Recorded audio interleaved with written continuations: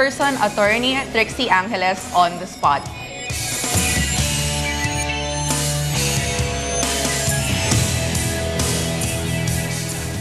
Good morning po, Boss Trixie. Magandang umaga. Opo.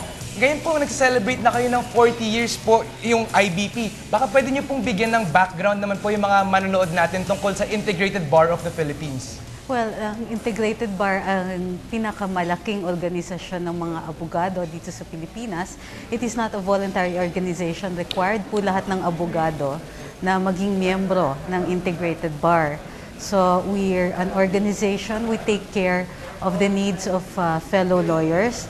At tama kayo, pinatataas ang standards ng profession. Kami rin po ang in charge ng discipline sa mga kapwa naming abogado. Opo. Aside po from those that you've already mentioned, are there any other functions po of the IBP for the legal sector of the Philippine government? Or like, siyempre mga lawyers po, may mga nanonood po, and mga aspiring lawyers especially. Of course, for society in general, kasi lawyers have obligations to 4 sectors. Aside from their clients, we have obligations to the court, to our peers, and to society. So nakikibahagi kami. Kunwari, nagpo-provide kami ng commentary, nakita nyo naman kami yung presence namin at the last impeachment, at nandun din kami, we also discipline our own, so we have our bar discipline, at meron din kaming peer development. So we have the mandatory continuing legal education. We continually provide updates dun sa aming mga fellow lawyers, at lahat kami ay subject to the discipline of the Supreme Court. Attorney, sino-sino ba ang pwedeng maging miyembro ng IBP at paano maging miyembro nito? Well, ang requirement of course ay isa kang member of the bar, meaning pumasa na kayo ng bar, abogado na kayo, and immediately after you take your oath as a lawyer, ay nagbabayad na kayo ng bar fees namin. So, you immediately become a member of the bar, and you're not allowed to practice if you're not a member in good standing. So, ibig sabihin, yung regular fees nyo, yung continuing legal education, ay ina-assure na yung membership din ng bar are active. So, you must be a lawyer. So, masasabi niyo ba na lahat ng abogado sa Pilipinas ay dapat maging miyembro ng IBP? Yes, it's required by law. Opo. Attorney, matanong ka naman, sabi niyo nga po kanina na yung IBP naging kasama po sa impeachment, and syempre alam po natin na naging kasama rin po kayo sa pagpili po ng bagong punong maestrado. Bakit po kayo ang nasasama po sa ganitong proseso? Ayon sa Constitution, meron tinatawag na Judicial and Bar Council. At institutional member ang Integrated Bar dito. Ang kinatawan namin dito is Attorney Milagros Fernand-Cayosa, who also happens to be the head of our celebrations for the 40th anniversary of the IBP. Opo. Attorney, matanong ko naman po kayo kasi sometimes po meron pong mga mamamayan natin na they don't really know how to approach to the IBP. Kunwari, ngayon po meron yung kaso yung kay Nicole Elia po. Ano pong klaseng tulong ang mabibigay po ng IBP sa mga taong ganito po na nagiging biktima ng mga crime? Well, institutionalized din po sa IBP ang legal aid namin. And this is headed by Attorney Rosario Setias Reyes.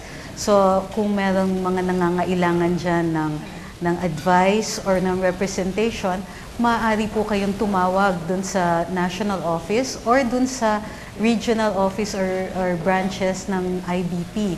Meron po naman mga naka-assign, there's different organizations, different portions of the IBP in various regions.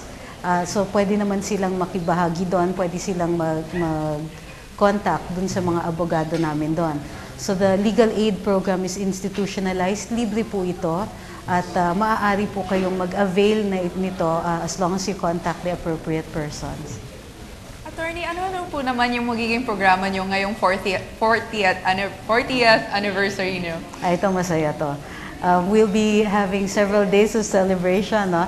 It begins actually tomorrow. May sports fest kami. And one of the guests at the awarding of the sports fest on the 15th will, among others, be the Representative Manny Pacquiao, who will be giving out the awards. Yes, nag-agree po siya to be our special guest.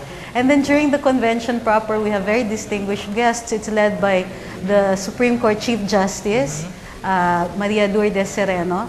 We have keynote speakers in the person of Vice President Jejomar Binay, who will be present at the closing ceremonies. And among others, one of the newest Supreme Court Associate Justices, si Associate Justice Marvic Leonen, will be one of our keynote speakers also. So meron din kaming mga fora on the practice of the profession, on the Mindanao situation, and on other matters. And then we also have special lectures. Ang isa, baka interesado kayo, ay tungkol dun sa pag-prevent ng electoral fraud. So that's one of our special lectures which will be on the 18th of January. So marami po kaming gagawin. And of course, it will be highlighted by the ball, which will highlight the 40th anniversary celebration. Ma'am, this celebration po, is it open to the public naman po? Like, kasi ang dami niyo pong nabanggit na mga seminars and baka meron po tayong mga viewers na interesado pong makisali po sa mga magaganap po na pangyayari sa 40th anniversary ninyo. Well, in general, the convention is open to lawyers because meron tong tinatawag na mandatory continuing legal education credits, which we're required to have every 3 years. So mere attendance, for example, dun sa convention will entitle you to about 1/2 of that. You attend the lectures and you can complete your requirements for either the 4th or 5th compliance period. It's open in the sense that people can listen to the lectures, but there are convention fees. So primarily, this is really for lawyers. Okay. So ano-ano po ang matutulong ng IBP sa elections? So, well, of course, there's what we call the practice of election law.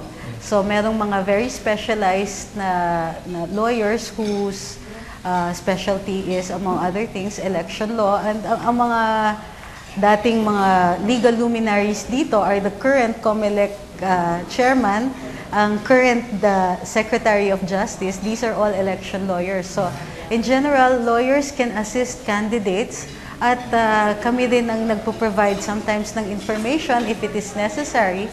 And in fact, this lecture on preventing electoral fraud in the era of computerized voting is one of our contributions to the pool of knowledge so that the general public will be aware of not only the operations, but how to, for instance, file your objections or to file your opposition or to make your election protests. Ngayon na nagbago na lahat ng rules sa election in view of the computerized electoral process.